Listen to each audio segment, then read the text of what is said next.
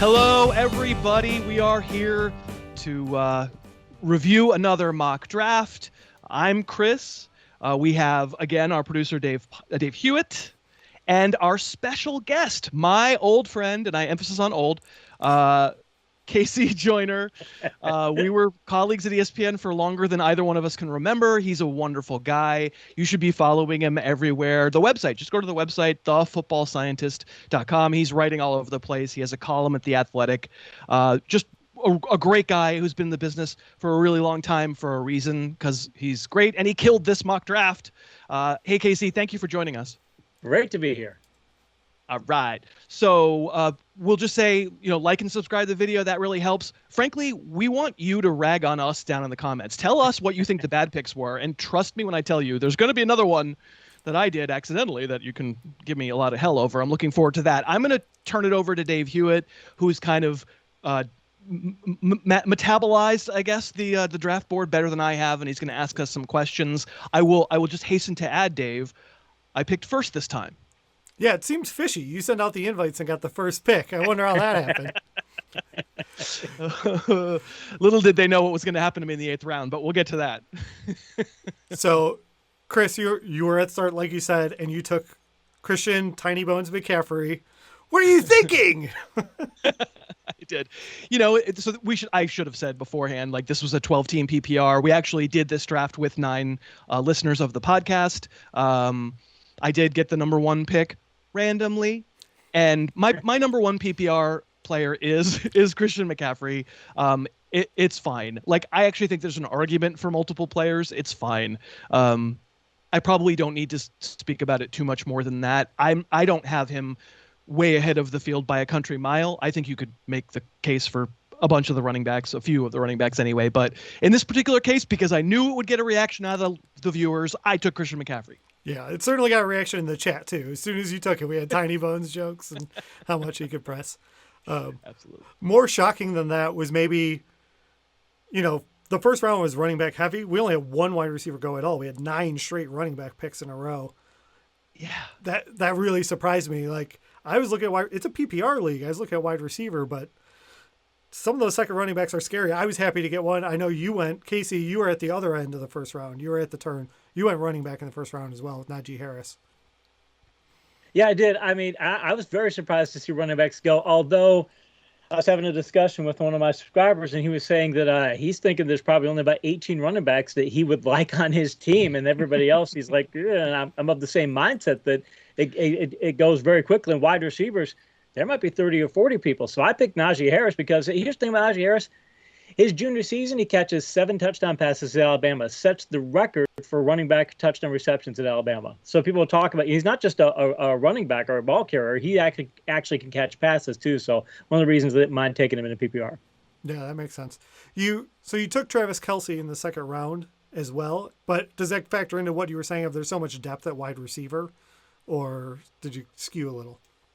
It does. It does say it, because there's so much depth at receiver. I just said, okay, I've got different color ratings for players. Blue is elite, green is a strong starter, yellow is a good backup, and Kelce's a blue rated across the board. I do overall upside and downside grades on a 1 to 100 scale, 100 being the best. He has a 97.7 downside grade. I said, I've been telling people you can justify him in the first round, but going in the second, I didn't have any problem taking him at that point because he's like having a wide receiver at tight end.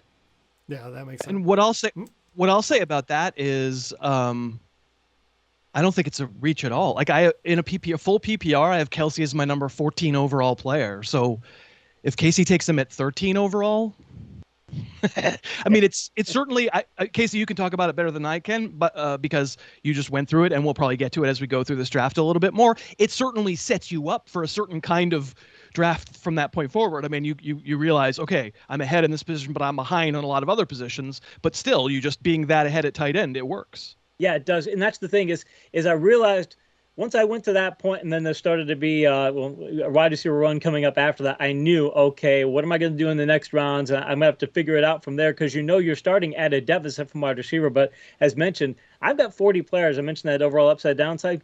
grade system, I've got 40 wide receivers who have the potential to have green rated upside, who could be good starters. So I just thought, okay, that's a position that if I'm going to have to wait, I'd rather wait. And just knowing the upside value of Kelce is a big thing. I just wanted to get that ceiling. And I know I love setting floors on players too. And his floor is just so high that it's almost like a ceiling. So Dave, I just want to ask one more question. Like a really quick answer. Having gone through this exercise, maybe this is the first time you picked 12th in a mock, Casey. Having taken Kelce first pick, second round, and seen how your team turned out, thumbs up or thumbs down on the strategy? Probably, I would say I'd probably do it 7 times out of 10. If I knew, getting ahead of ourselves here, but if I knew that Andrews and Pitts had been available in round 6, I probably would have said, okay, I'll wait on tight end. I would have gone a different direction, but I just figured they might go a little bit earlier. But when they went in 6, I was like, okay, that's one that if I had, I'd probably do it over again, even though I could justify Kelce at that position in a lot of ways. Yeah. Yeah, but you can't see what's going to happen in the 6th round. So, yeah. I just played it safe in the 2nd round as we're coming back around. I got DK Metcalf coming back with my 2nd pick. I felt really good about that. Like Chubb and DK, I was just like, I'm pretty solid here. As long as you don't screw it up later, like, no nerves. I was happy about that. Can I just say that, like, if, just based on my own ranks, like I mentioned, I have Kelce 14, I have DK 13 in a PPR. So, like, I love that pick. Thanks. So let's zip through that and come back to you at the turn. You took Keenan Allen and Josh Jacobs at the start of the 3rd round. Well, so I got to throw the people some red meat, right? I mean, I'm vegetarian, but I got to throw some little red meat around. There's no draft in the world where you're ever going to have to, at least as far as where we sit right now in the end of the 2nd week of August, where you're going to have to take Josh Jacobs as the first pick of the 3rd round, right? That's just not, and probably, I mean, he was my highest rated player. I had Allen and Jacobs as my next 2 highest rated players, but we're not always, we have to understand what the market is when we're drafting. And Jacobs in most drafts goes 2 rounds later than that, a round and a half later than that. So this was a little bit of trying to generate a little content for the channel, a little bit of trying to generate a little content for the people in the chat. But also, we should note that, I mean, we're doing this on Fantrax. We're showing people graphics from Fantrax, and we really thank them for sponsoring our mock drafts. And Fantrax is on to Josh Jacobs. They're in their default PPR ranks. They have him 30. So, did I reach and turn it into a little bit of a wink, wink, nudge, nudge, a little bit? I did. It's a little bit of a reach just to kind of get him. I like him. Everybody knows I like him. I think the Drake threat is somewhat overstated, but I knew I wasn't going to get him in this crowd with those default ranks by the time we got to rounds 4 and 5. Yeah, especially, and you're at the turn, so it was going to be a long wait before. That's right. Back, it's so 2 no chance. It's 2 full rounds. We should. I should just say thank you to Fantrax. They have a program going on that we've mentioned on a few of our other videos. The game day package. You know what this thing is, Dave. It's pretty cool. All you have to be in is in a Fantrax league. If you're in any Fantrax league, that league is automatically entered. Everybody gets to go to an NFL game, and they give you like money for hotels and flights and stuff like that. Every Fantrax league is free to play. They can port over your existing league. If you start up a new league, if you join a league that already exists, if you port over a league, every single league you're in on Fantrax, your league is entered into the contest. They're going to have the drawing like mid-September, and one league on Fantrax, everybody's going to get to go to an NFL game this year, and all expenses paid. We thank them. It's pretty cool. If you want to sign up, maybe Dave Hewitt, the producer, will put something up on the screen. It's fantrax.com/Harris. I will have the link right below. There's a best ball league too. And if you are porting over your league and you need someone else, just leave a comment. I'll join. I increase my odds that I get to go to this free game with you guys. Very cool. Okay, let's get back to looking at this mock draft. And I want to go to the other end of the turn. Casey, at the turn, you took Montgomery and Sanders. Maybe it's just a Bears fan, like, hating on myself, but you took Montgomery in a PPR league. Are you excited? Are you more excited about Montgomery after I went through last year as a Bears fan, I guess? I'm excited about Montgomery. I'm more excited than most of Montgomery. First off, I like the recent reports out of Bears camp that the quarterbacks are playing well, looking good. Dalton's looking good. Fields looking good. So I'm like, okay, that's probably going to be an improvement over where they were. Here's the thing about Montgomery, though. Last year, he's third in yards per target among running backs of 50 or more targets per Pro Football Reference, and he's fifth in the metric I have called good blocking yards per attempt. It measures how productive you are when you get good blocking. So he reminds me a bit of Matt Forte. Back in the day, I used to take grief for overrating Matt Forte, and people would say he's not that good, and I would point out that, well, he doesn't get good blocking, and his offense isn't that great, but he does so well when he gets good blocking, when you give him quality opportunities. And he would end up overplaying where people thought that he was because he may not get as many opportunities, but he's going to hit home runs like a Dave Kingman. If I'm going to go back old school baseball, a guy who, strikes out a ton, but he's going to hit 40 home runs, and when he hits the home run, you're really happy. Well, Montgomery's probably a little better than that, but that's what I think about him is that he can do that well comparatively because he's there. And again, if they get improved quarterback play, now things might get even better. So what pick number was Montgomery-ish? What I'm trying to do the math in my head. 30. See, that's great value in a P. That's fine. Yeah. Like, I don't think we want to oversell David Montgomery as great, but you're at the point where you took Kelsey and you got to make sure you get a running back, and you want to, you're going to double up on running backs here. Cause again, like Casey said, he's going to find receivers later. This is where David Montgomery should be going. It's not a reach at all. You didn't feel like you were reaching, I assume, Casey. No, didn't feel like I reached at all. I mean, he's not my favorite RB2, but he's in the middle of my RB2 ranks. I was fine with it. Yeah, there's few favorite RB2s, at least in my opinion. Yeah, not that many.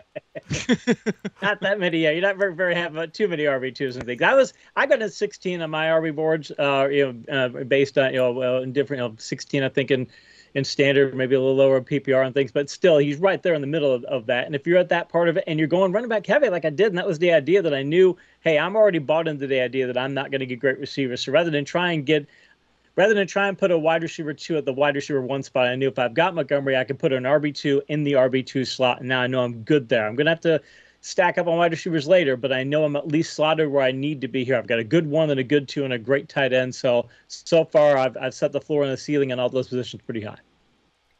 Okay, I'm going to start, for the viewers, I'm going to start jumping around here a little bit. I've got the board up here, but I will also send out a link so anyone can check it out. I'll tweet it out. The link will be here so you can leave comments and tease us about maybe certain picks that happen later. We'll get to it. So, Casey, switching off of our teams, was there a favorite pick maybe in the first 3 rounds that stood out to you? I am on the Robert Woods bandwagon in a big-time way. I've got him. I could rank him as high as a mid-tier wide receiver 1. I don't say you should take him at that level because he doesn't need to go at that level, but I've got him at that level for a variety of reasons. I love the wide receiver or the quarterback upgrade they have there. He gets a ton of targets. He ranks high in a metric I have called matchup points. It measures what the strength of your defender is going to be likely covering you and things. So he ranks good there. He's got very good, but he's better in vertical passes than you'd think. He's not just a dink and dunk or an intermediate receiver. He does hit vertical passes. I start adding all of it together, and I just love his upside and getting him in that spot there, which is still probably at the end. He's probably about the 10th or 11th wide receiver taken. Getting him at that spot, I think, gives you mid-tier wide receiver 1 upside for a low-tier wide receiver 1 value. Love the pick. He's really good. Can you believe that this is the same Robert Woods from Buffalo? It's just incredible to me. The Rams knew what they were doing. When that signing happened, I remember just being like, what? I didn't understand it. He was okay, but he wasn't this. He's a good player, really good. They must have known some because he's a USC receiver. They had to have had some local information on him to either having seen him and probably knowing people who coached him and things. They had to have had something to, we know he's better than he's showing out there. Yeah. Maybe he just needed a West Coast change too, Well, I'm going to take the moment when we're talking about the Rams to plug a video we put out this week too. Chris did a Stafford video. I'll link it right here. It's really good and a lot of fun. You should go check it out. I'm going to jump down to the 6th round, Chris. Mark Andrews lasted all the way to you at the end of the 6th. That's going to feel good to get a tight end there. Get that tight end there, I should say. Sure, and it's pretty much I think Kyle Pitts had gone right before. Am I right about that? I think. Yep. I would have taken Andrews over Pitts anyway. I'm never looking to take a tight end. I'm never thinking I need to do this. And I got to be honest, I think that's almost the right way to think about it. Let quarterbacks and tight ends come to you, and if they do, then you pounce. If they're the right price at the moment that you're going to take them, that's great. I never really feel obliged to reach in these kinds of formats. I think Casey essentially said the same thing about Kelsey. You get down to the point where Kelsey's the best player on your board, and you're picking 13. You take Kelsey, and you kind of adjust on the fly. This was just a case where the rest of the draft just decided they wanted to go in a different direction. In the draft room, they kept saying, wait, is Andrews still there? Did somebody not still take Andrews? And then Andrews got there, and I was like, well, I guess I usually don't take a tight end here, but I guess I will. Yeah, it's interesting. You mentioned waiting on tight end and quarterback. I'm going to switch to Casey. We talked about you taking Travis Kelce, but you took Aaron Rodgers in the 5th round, and I'm not taking a dig at that. That's definitely where the rank is, but it's a certain team construction when you get those two guys together, and we kind of hinted at it earlier. How are you feeling about that kind of build that you ended up with? Yeah, I've always wondered because I had thought I'm a Justin Herbert guy. I love what they've done with their offensive line and with the Chargers. They have the makings talent-wise of the best offensive line of the league. I'm not saying they will be, but Lindsey's a great center. Their tackle was dominating Bosa in their training camp recently. I mean, they've got the makings of a fantastic line. And it was either him or Rodgers. I've got Rodgers ranked. I've got a drop off there. I mentioned that over the overall grades and all that. I've got Rodgers at 87.2, and he ranks 7th on my quarterback boards. And then it drops to Herbert at 82.3, and then drops to 80.8. And it starts, so the decline is starting to happen once it gets there. And I thought, well, if I don't take Rodgers, I got to take a guy that I'm playing for upside. If I get Rodgers, I'm a big fan of setting your floor high. I'm more concerned about getting a high floor than I am a high ceiling. If I can build the 2 win, that's great. But I want to set a high floor as best I can at every position, or at least, as we'll talk about wide receiver in a bit, I want to make sure if the floor is low, I'm going to try and make sure it's as high as it can be relative to that. So I just thought with Rodgers, I'm setting the floor high, and I still have what I consider a blue-rated ceiling out of him. So maybe a little bit of a reach, but that's why I did it. Yeah. Casey, you know who my QB2 is, right? Your QB2 is Matthew Stafford. No, you drafted. No. I'm QB2 number 4. My ranks. Okay, sorry. You drafted him. Aha. Okay. Okay. Yeah. I thought you were talking in this draft. Yes. Yeah. There's upside there. Lots of it. Yeah. Yeah, but if we're talking about this draft, Chris did the other strategy. You waited on quarterback, and you ended up in rounds 12 and 13 snagging Burrow and Stafford as a tandem. That's pretty great value to get them there if it's going to work out. It's fine. It's just, I think, fairly typical of most relatively savvy drafts.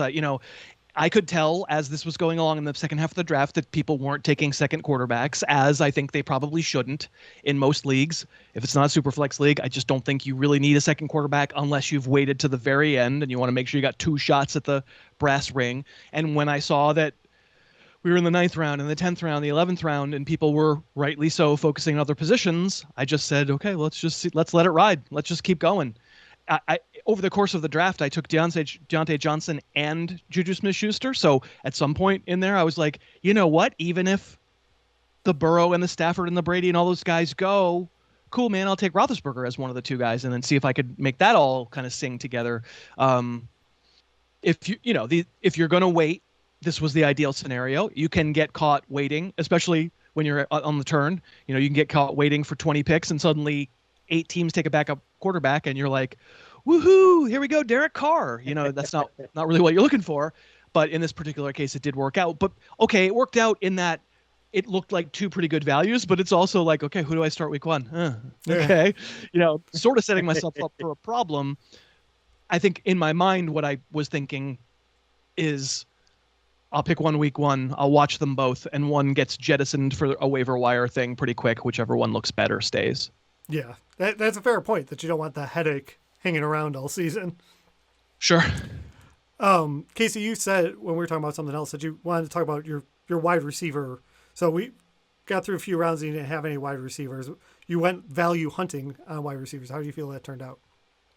I did. I got 4. I got Anderson, Robbie Anderson. I got Tyler Boyd. I got Gallup. I got Parker. I like the way Gallup's looking in camp. I think Boyd, if Burrow, he's struggled so far, but he's young. He's getting over some injury rust. He'll figure out in this first injury he's really had to deal with. So, he'll figure out how to get over that. So I think Boyd will be fine. Anderson, I like that offense more than most people. So I like all 4. I like the top 3. Parker is Tua going to pan out? But Tua is also trending upward in camp, and he looks like he's playing better. So I love where their quarterback play is as long as Dak's MRI doesn't lead to any other injuries for his shoulder and things. I like where they're at, and I like their quarterback play overall. So I just thought where these guys are in their offenses, again, what I'm trying to do at this point is say, okay, I know I've got 3 running backs, I got a tight end, I've got a quarterback. I don't have a receiver. It's a 3 wide receiver league, so I want to just start stacking up wide receivers, and I'm trying to get guys who I think are going to be solid percentage guys to set the floor as high as possible. I don't have a wide receiver 1 or wide receiver 2 or what we'd normally consider that.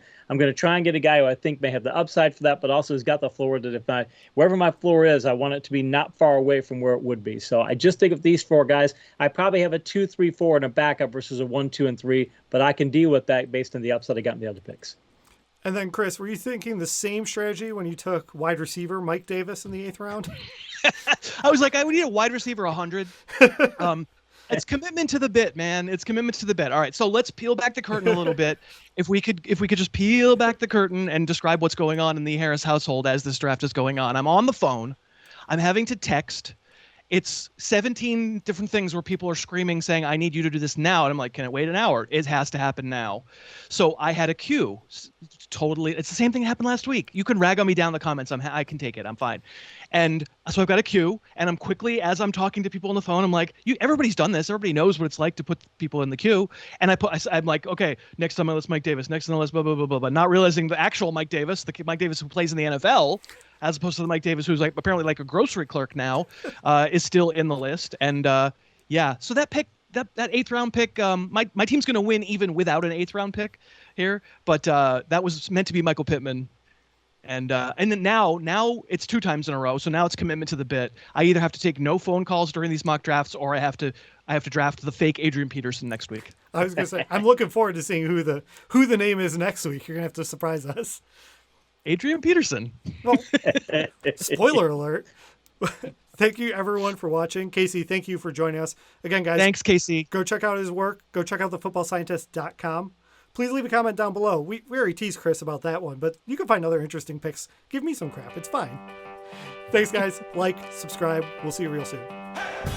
Thanks so much for watching. Please, please, please smash that like button. Write a comment. Tell us who else you'd like to see us review film on. And of course, best of all, please subscribe to our channel and then click that little bell above the subscribe button, and you'll be notified whenever we post a new video.